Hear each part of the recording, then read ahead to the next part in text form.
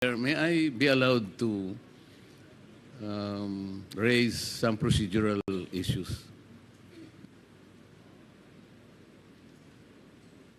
Congressman Marcoleta, you are not a member of this committee, so therefore you are not allowed.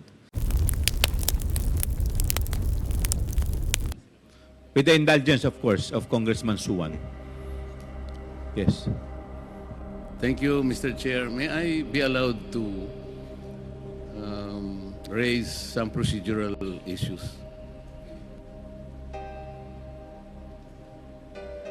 Congressman Marcoleta, you are not a member of this committee, so therefore you are not allowed.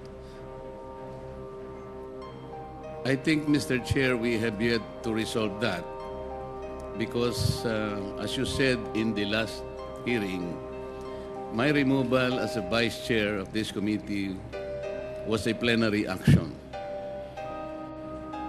And therefore, there should be a plenary action to remove me as a member of this committee.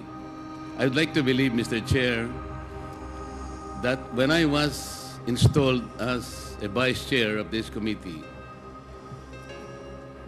it presupposes membership.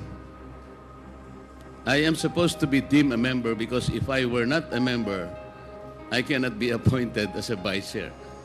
The officiality of that is the position is only a privilege, but membership is organic. So until and unless that was to be resolved, Mr. Chair, I think you have to recognize me as a member of this committee because even if I admit or I will probably accede to you that I am not a member, kahit hindi po ako member sa committee ito, being a member of the House of Representatives, I have the right to make issues and to raise issues.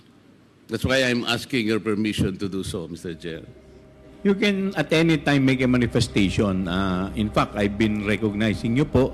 But with respect to the issue of your removal, the committee is not in the position to answer that. Maybe you can question the Committee on Rules. Sila po ang proper committee na po pwede pong sumagot. Yes, Mr. Chair, that is correct. The only reason why I answered you back because you said that I am not a member of this committee.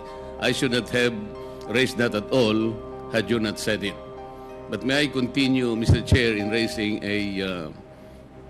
some procedural issue because during the first hearing, I know that the very basis of this inquiry in aid of legislation was the privileged speech delivered by Honorable Valeriano. And I would like to make of record, Mr. Chair, although I was unable to do that during the first hearing, the privileged speech shouldn't have been allowed at all based on our rules. Our rules specifically states that no the privileged hour if the concerns he is to raise in his privileged speech principally and directly relates to a bill under consideration. At the time, Honorable Valeriano, Mr. Chair, delivered his privileged speech, the General Appropriations Bill was already filed on August 27, 2024.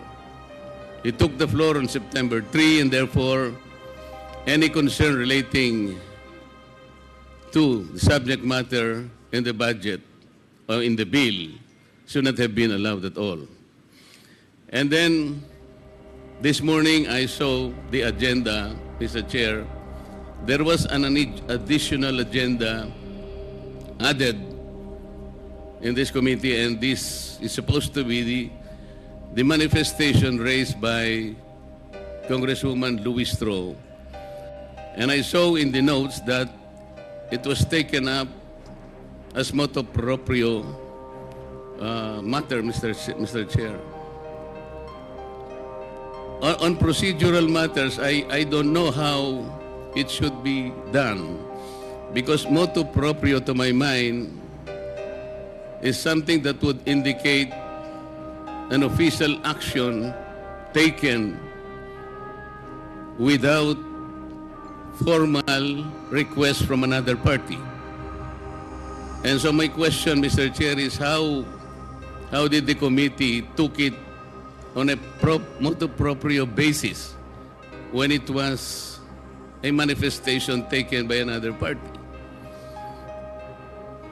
I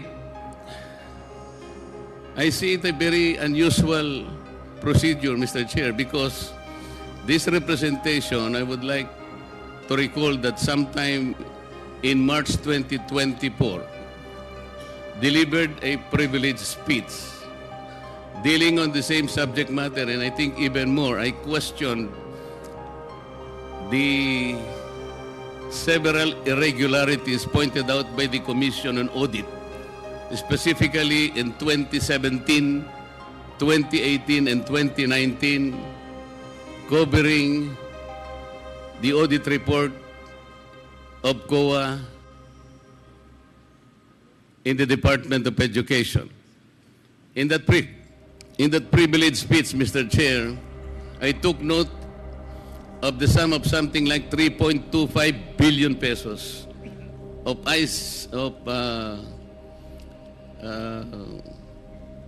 information communication technology packages. As noted by the Commission on Audit at the time, Mr. Chair, there were no adequate supporting documents. Unfortunately, that privileged speech was not even referred to the department or to the committee, to any committee, either the Committee on Education or the Committee on Good Government. And so my question, Mr. Chair, is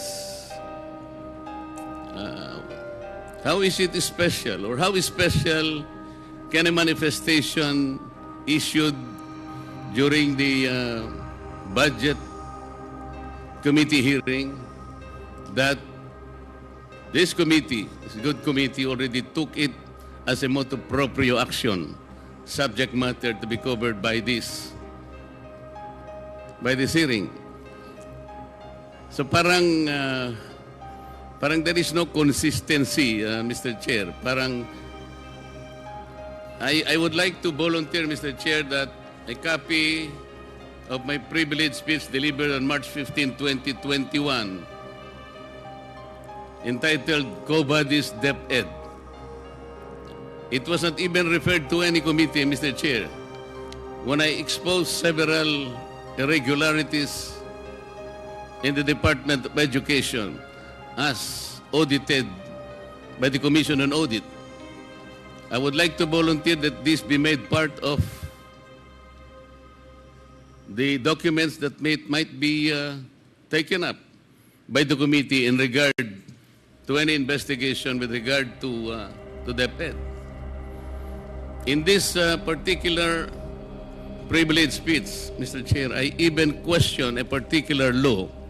It's Republic Act 8047. This is a law enacted in 1995. And in that particular law, it prohibited DepEd, then called DEX, that time, Mr. Chair.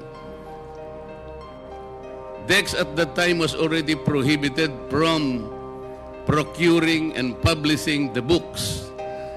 And it should be relegated, or it should be transferred to the private sector publishers.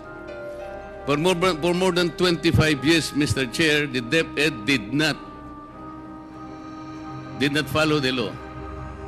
It's Republic Act 8047. I've been pointing out to them several times already. But there was no investigation done on that matter. How is it that a manifestation issued during a budget hearing be taken up as motu proprio when a full privilege speech dealing on the same subject matter, and even, I think, more appropriately described as more complete, but it wasn't taken up, Mr. Chair. This is all, and I thank you very much for allowing me. Thank you. Thank you. Duly noted.